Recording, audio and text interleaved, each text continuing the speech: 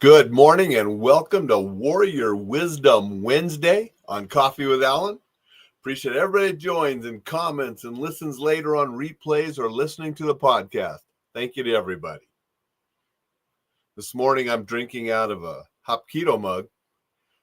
This mug was given to me by a friend, Ken McKenzie, one year down at the Korean Martial Art Festival. We'll be doing that here next week. Next month. It's coming up pretty soon. Looking forward to seeing everybody there and doing some teaching, doing some training, doing some learning, doing some eating, doing some drinking, and just having a great time with everybody that's down there. Really nice to see some old friends because we've been doing this a while. So we're getting older. So we're old friends. This morning for Warrior Wisdom Wednesday, wanted to share something out of this book, Zen and the Martial Arts. Classic book. Many martial artists have read it. Great lessons in this. And this morning's lesson we're going to talk about is process, not product. So let's listen to Process, Not Product out of Zen and the Martial Arts. Master Bong Soo Han is a Korean of medium height with a full head of iron gray hair. There is quiet authority in everything he says and does. No movement or word is superfluous. He is the traditional martial artist who learned Hapkido from his master in Korea, who in turn learned it from a master who had been taught by a long, continuous line of other masters. A session with Master Han is not just a workout, it is also a lesson in life. I always feel enriched after leaving his dojo. I was 50 years old when I started the study of Hapkido with Master Han. From the beginning, the learning process was slow and often difficult for me because Hapkido requires an extremely limber body. My body had stiffened with age, and I had back problems that threw me off balance and made every kick above waist level painful. My learning was further complicated by the presence of much younger men who were able to do easily that which required tremendous effort and concentration on my part. There were many times when I considered quitting, a fact Master Han recognized. One afternoon following a workout, Master Han invited me to have tea with him. After he had served the tea, he began, "You will never learn to do any endeavor properly unless you are willing to give yourself time. I think you are accustomed to having everything come easily to you, but this is not the way of life or of the martial arts." "I am patient," I said. "We are not talking now about patience," he answered. "To be patient is to have the capacity of calm endurance. To give yourself time is to actively work toward a goal without setting a limit on how long you will work." He had touched the core of my problem. I had given myself a set amount of time to become reasonably proficient in his style, and I was frustrating myself because I didn't seem to be achieving that goal quickly enough. When I eliminated the deadline from my mind, it was like removing a weight from my body. Within a few months, I was able to perform with the rest of the class. Equally important, I used Master Han's advice to resolve an immediate problem. I was working on a book at that time, and the writing was going slowly. That frustrated me because I had agreed to start another project in short order, and it was weighing on my mind. Now I could see that my focus was wrong. I was doing the same thing I had done with Hapkido. I should have been concerned with the process of working on the book rather than its completion. Once I removed the time constraint from my mind and approached the book without an arbitrary limit, I was able to dedicate myself to the writing and work without anxiety. Good little lesson from this book.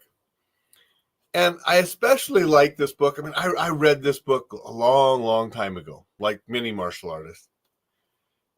When I reread parts of it now, it means more to me because I had the opportunity to meet and train with Master Han before he passed away with cancer. If you're not familiar with Master Han, He was in the Billy Jack movies of the 70s. He was also in Chicken Fried Movie or Kentucky Fried Chicken movie. That it was a comedy, and they did the spoof of the Bruce Lee's Enter the Dragon. He was in that as well. But it was the Billy Jack movies that really influenced me.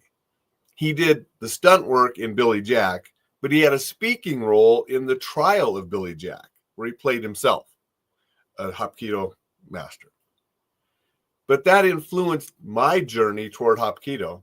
And then later on, I got to join him and meet him and talk with him in his office. And then he invited me back to the black belt class he was teaching later that week. And because that's the only teaching he was doing at that time. And I got to go back and be in the class with him and train with him and his black belt students. So the stories that he tells now mean a little bit more because I had met him. This story, the process, not the product, very important in martial arts. I often say it's not the belt. It's not just how fast can I get a black belt in this or that. And you see people that's all they want is a certificate or a belt. It's the learning, and it's the lifelong journey. We should always have that beginner's mind, and we should be learning, and it's the process. And it's the evolution and changing. As we change, as we grow, as we develop, as we learn more. And as Joe said in here, it helped him with his writing and other things in life too. When we think about the process of things rather than the end result of the product that we're striving for. I want to say good morning to Thad. Thad, thank you for being here and saying good morning. Good morning, Dixon. Dixon said, Master Klon from A Fistful of Yin, a full third of Kentucky Fried Movie, 1977. Rest in peace, Grandmaster Bong Soo Han. If that was the movie, I couldn't remember exactly the name of it. The Fistful of Yin was a spoof on martial art movies and so forth, and it was in Kentucky Fried Movie. And Master Han did a great job of that. It was sort of a comedic role where he also, just was himself in the Billy Jack. Really did a lot to introduce Hapkido to America. He was one of the early Hapkido masters and pioneers that brought the art to America. And, it was fantastic when I had the opportunity to meet him and sit down in his office and talk with him for about an hour, and then come back later that week when he was actually teaching and get to partake in the class that he was teaching and so forth. Sad that we lost him early due to cancer, but he left a great legacy in the Hapkido and martial art community, one of which is this fantastic book by Joe, where lessons that Joe learned from Master Han are shared with the world. Probably do another Warrior Wisdom Wednesday or two from this book in the future as well, just because it's a great book. But I hope that gave you something to think about. If you're a martial artist, the process, not the product, it's the learning, it's the journey, it's the training, not the certificate or belt. And it's all personal. It's not a race with the person beside you who's training. It's to better yourself. That's what it's for.